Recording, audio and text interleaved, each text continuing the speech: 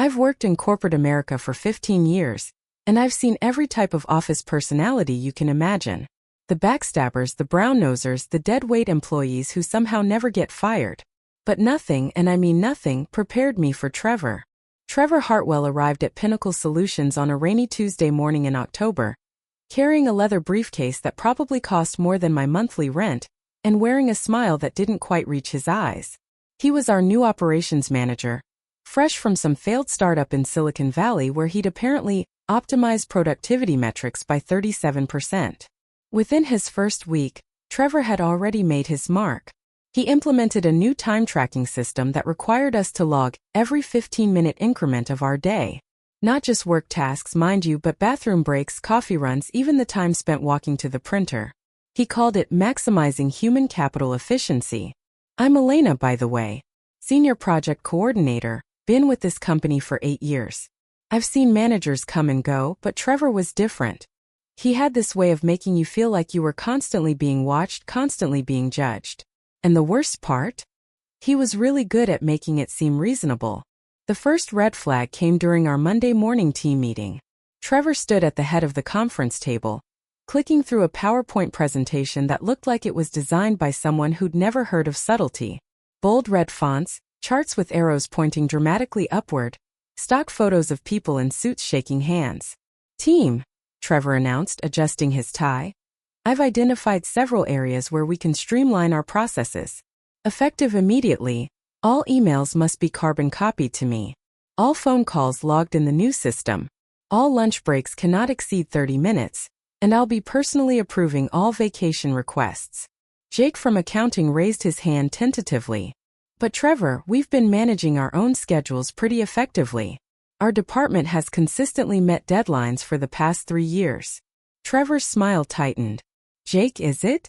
Well, Jake, meeting deadlines is the bare minimum. We're not here to do the bare minimum, are we? We're here to exceed expectations, to push boundaries, to revolutionize how this company operates. That was Trevor's thing. He loved buzzwords. Synergy, optimization, paradigm shifts. He threw them around like confetti at a corporate retreat. By week 3, Trevor had installed what he called productivity monitoring software on all our computers. It tracked everything: keystrokes per minute, websites visited, even how long we spent on each application. He sent daily reports to everyone, ranking us by efficiency scores in bright red and green columns. I was usually somewhere in the middle, which seemed to frustrate Trevor immensely. He'd call me into his office, a converted storage room he'd somehow convinced upper management to give him, and lecture me about untapped potential. Elena, he'd say, leaning back in his ergonomic chair, your numbers show you're capable of so much more. Yesterday you only sent 47 emails. Jennifer sent 62. Are you telling me you can't send 62 emails? The thing about micromanagers is they never actually understand what you do. Trevor had no idea that my job involved complex project coordination, client relationships, strategic planning. He just saw numbers on a spreadsheet. The breaking point came during the 4th week of November. Our company had landed a major client, Meridian Industries, and I'd been the primary contact for months, nurturing the relationship, understanding their needs, crafting the perfect proposal. It was the biggest deal our department had ever closed. The morning after we got confirmation, Trevor called an all-hands meeting. He stood there in his charcoal gray suit, looking like he'd just won the lottery. Team, I'm pleased to announce that through strategic optimization of our client outreach protocols, we've successfully secured the Meridian Industries account. This represents a new paradigm in how we approach business development. He was taking credit. Full, shameless credit for months of my work. I raised my hand. Trevor, I think there might be some confusion. I've been working with Meridian since August. I can show you the email chains, the meeting notes, the proposal drafts. Trevor's expression didn't change, but something cold flickered in his eyes. Elena, while I appreciate your contributions to the data collection phase, the strategic vision and execution were clearly the result of the new management protocols I implemented. Sometimes individual contributors don't see the bigger picture. That was the moment I knew Trevor had to go. But you can't just march into HR and complain about your manager taking credit. You need proof, strategy, timing. Lucky for me, I had something Trevor didn't know about: connections. See, before Pinnacle Solutions, I'd worked at Morrison & Associates for 5 years. My old boss there, Patricia Chan, had been promoted to regional director at our parent company, Apex Holdings. Patricia and I had stayed in touch, and she'd always told me if I ever needed anything at all, to give her a call. But I didn't want to use that connection unless I absolutely had to. First, I tried the proper channels. I scheduled a meeting with our HR director, Ms. Rodriguez.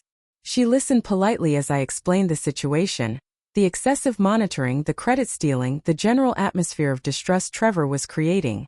"I understand your concerns, Elena," she said, fingers steepled in front of her.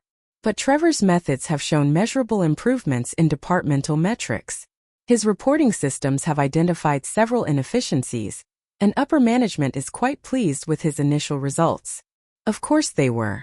Trevor was a master at making bad management look like innovation. That weekend, I did something I rarely do. I worked from home, but not on company business.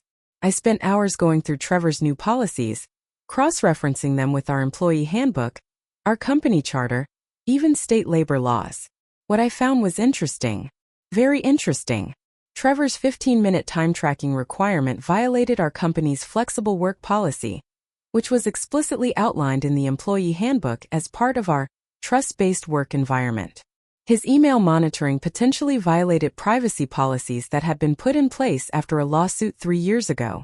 And his productivity software, that required explicit written consent from employees, which none of us had given. But the real goldmine was buried in Section 12 of our corporate governance documents. Any manager implementing new operational procedures that affected more than 50% of their department needed approval from both HR and the regional director. Trevor had never gotten that approval. Sometimes being thorough pays off in unexpected ways. Monday morning, I walked into Trevor's office with a manila folder under my arm. He was hunched over his computer, probably analyzing our weekend email response times or something equally ridiculous. "Trevor, I wanted to discuss some concerns about the new policies you've implemented." He didn't look up from his screen. "Elena, if this is about your efficiency scores again, I've already explained that there's always room for improvement. Maybe we should talk about additional training opportunities." I sat down uninvited and opened my folder. Actually, I wanted to talk about policy compliance. Specifically, Section 12 of our corporate governance documents regarding managerial procedural changes. That got his attention. His fingers froze over his keyboard, and he slowly turned to face me. "I'm not sure what you're implying, Elena, but all of my management strategies have been carefully considered and implemented according to company standards. Here's the thing about bullies: they're usually cowards underneath. And when you show them you've done your homework, they start to sweat." I slid a printed copy of the policy across his desk. According to this, any operational changes affecting more than 50% of a department require written approval from HR and regional oversight. Your time tracking system affects 100% of our department.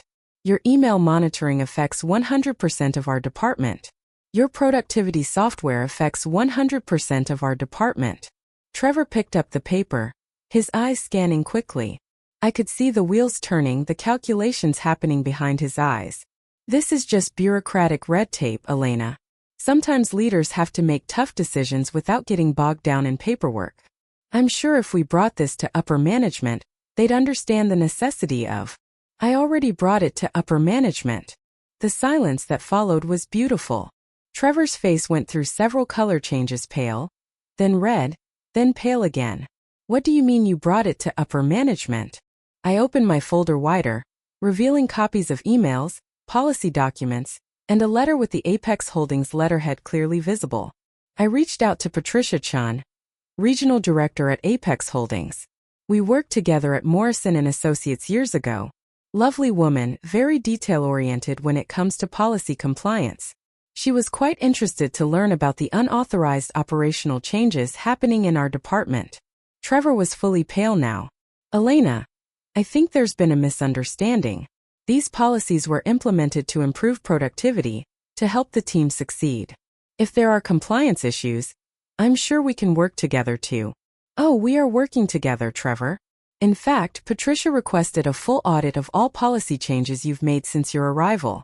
She's also asked for copies of all employee consent